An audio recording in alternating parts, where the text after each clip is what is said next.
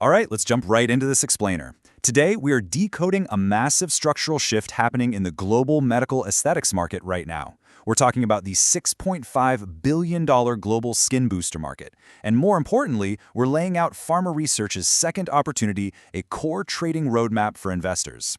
If you've been tracking the aesthetic space, you already know it's a high-stakes environment. And honestly, we are sitting at a massive inflection point.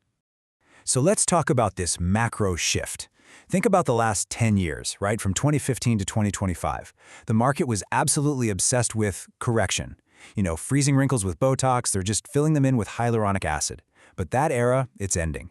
As we look at the next decade, 2026 to 2035, we're entering the era of regeneration. This is a whole new ballgame focused entirely on biological skin regeneration, actually improving fundamental skin quality from the cellular level up. And this data right here perfectly illustrates the stakes. Look at the sheer scale of this. We're talking about a market valued around $1.5 billion in 2024, projected to hit $3.8 billion by 2030, and then just explode to $6.5 billion by 2035. I mean, that is a rocket ship. This isn't just some passing TikTok trend, it's a compounding megatrend, completely driven by a permanent shift in consumer behavior toward bioregenerative medicine. To help you navigate this wealth generation opportunity, here is our agenda for this explainer. First, the $6.5 billion paradigm. Second, the 10-bagger dilemma. Third, the challengers. Fourth, escaping the air pocket. And finally, your trading roadmap. Starting with Section 1, the $6.5 billion skin booster paradigm. Let's see what's actually fueling this multi-billion-dollar explosion. The crucial thing to understand here is that this growth is being pushed by two totally unstoppable demographic engines firing at the exact same time. First, you've got the silver economy. Active seniors who aren't just settling for aging gracefully anymore, they're aggressively spending on reverse aging tech. Then, on the flip side, you have prejuvenation, driven by Gen Z. Younger folks are treating skin boosters not as some one-off luxury surgery, but as a mandatory, recurring skincare expense. That's huge. It turns aesthetic treatments into a highly predictable, recurring revenue model. Moving right along to Section 2, 10-bagger PharmaResearch's dilemma. We have to examine the hero of our story, PharmaResearch, and the pretty terrifying wall they've just hit. Currently, they are trapped in what analysts call an air pocket. If you've ever been on a flight that suddenly drops, you know the feeling. In the stock market, it's a terrifying but totally normal phase of turbulence. It happens when a high-growth stock's initial momentum kind of taps out and the price stagnates before the company reaches its next cruising altitude. It's basically that agonizing waiting room between one major catalyst and the next. But to get why they're even in this pocket, we've got to respect what they actually built. PharmaResearch delivered a miraculous 10-bagger stock return over the last decade.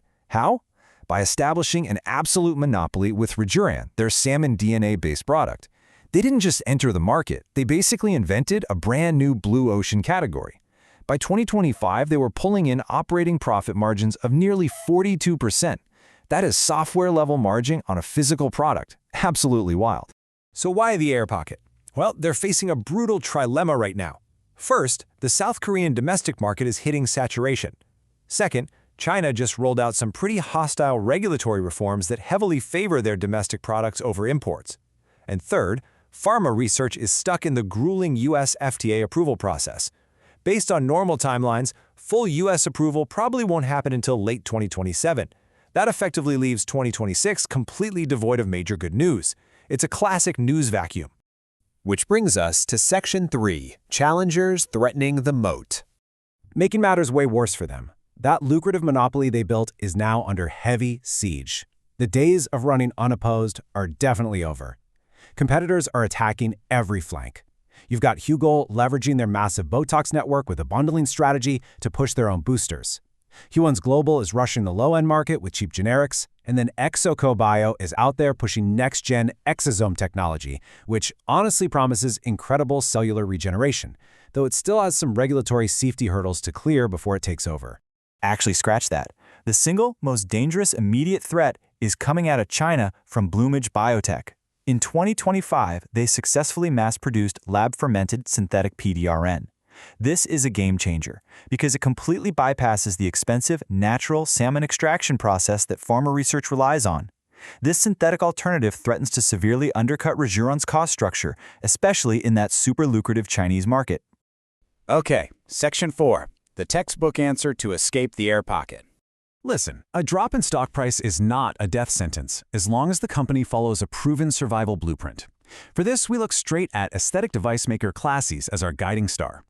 A few years ago, Classies hit their own domestic saturation panic. Their stock corrected hard, but they survived and ultimately thrived by aggressively diversifying their product lines and expanding into global markets like Brazil and Thailand.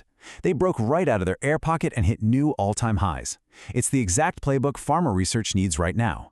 And the good news? PharmaResearch is running this exact same play.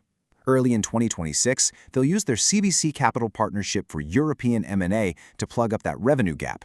Later in the year, they're launching a cosmetics line in the US, a smart move to build brand awareness while they wait on the medical device approval. Plus, they're scaling up heavy with their fifth factory in Gangneung, finishing up in 2027. They are literally laying the concrete for their next massive leap. Finally, Section 5. The trading roadmap for investors. Let's cut through all the noise and talk actual numbers. How do you profit from this? Our source data pinpoints the ultimate safety margin and entry point right in this specific window, 350,000 to 380,000 Korean won. This valuation is conservative, based on 2026 projected earnings applied to a standard 15 to 17 times PE ratio. If you see the stock dip into this zone during the turbulence of 2026, it represents a highly attractive margin of safety. You're probably going to want to take a screenshot of this one. This matrix maps out exactly how to react to the 4 most likely events over the next year, completely taking the emotion out of it. Scenario A, a boring news vacuum, accumulate on the dips. Scenario B, a panic sell-off from China regulations, treat it as an aggressive buy. Scenario C, FDA success gets closer in 2027, hold or start taking profit.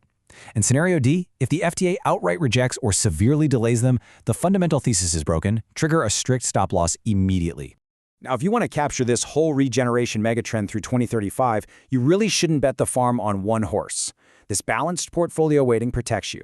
40% to PharmaResearch for the market dominance, 30% to steady cash cows like Hugel, 20% to device makers like Classies, and 10% to next-gen exome tech.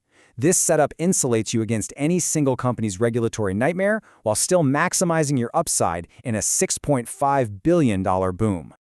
So, bringing it all together, the turbulence of 2026? It's not a crisis. It's actually a gift for anyone who missed PharmaResearch's first 10-bagger run.